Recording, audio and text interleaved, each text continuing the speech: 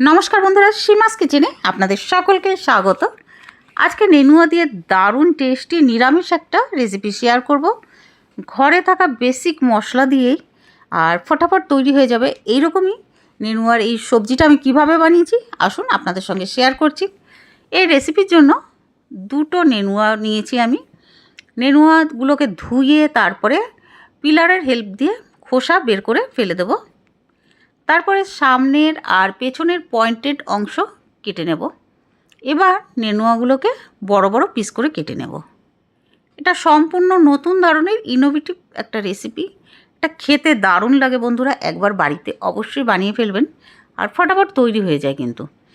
এবার এক একটা পিস হাতে নিয়ে এরকম ছুরি দিয়ে মাঝখানে কাট লাগিয়ে দেবো। দেখুন এরকম করে একটা মশলা বানাতে হবে। এর জন্য একটা পাত্রে আমি 1 চামচ ধনে গুঁড়ো, 1/2 চামচের কম হলদি পাউডার, 1 চামচ রেড চিলি পাউডার আর স্বাদ মতো নুন দিয়ে এই পাউডারগুলোকে ভালো মতন মিক্স করে নেব।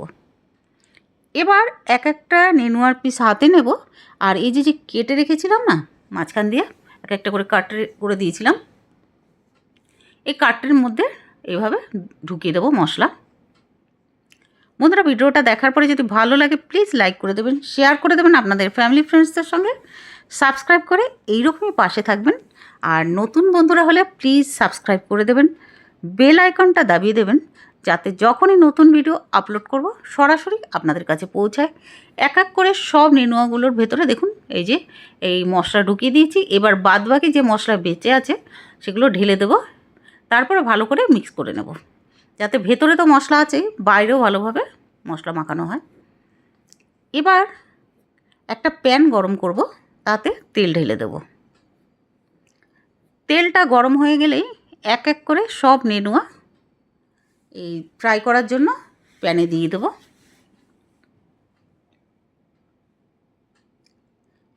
এটা নিরামিষ দিনে ভালো তো লাগবে, তাছাড়া যে কোনো ছুটির দিনে দুপুরে গরম গরম ভাতের সঙ্গেও কিন্তু দারুণ লাগবে।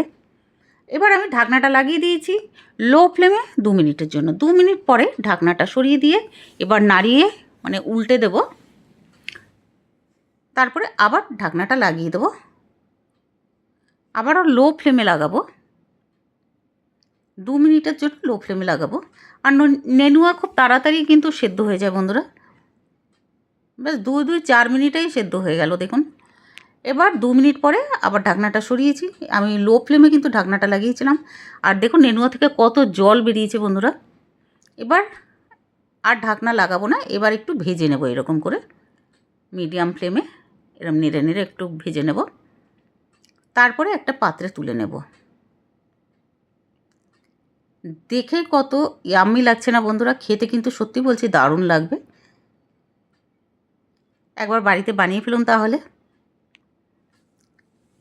পুরো ভিডিও দেখার জন্য অনেক অনেক ধন্যবাদ। ভিডিওটা ভালো লাগলে প্লিজ লাইক করে দেবেন আর কমেন্ট করে জানাবেন যে খেতে কেমন লাগলো। তাহলে দেখা হবে আবার নতুন ভিডিওতে। আপনারা ভালো থাকুন, সুস্থ থাকুন এই কামনা করে ভিডিওটা এখানে শেষ করছি। পাশে থাকার জন্য অনেক অনেক ধন্যবাদ।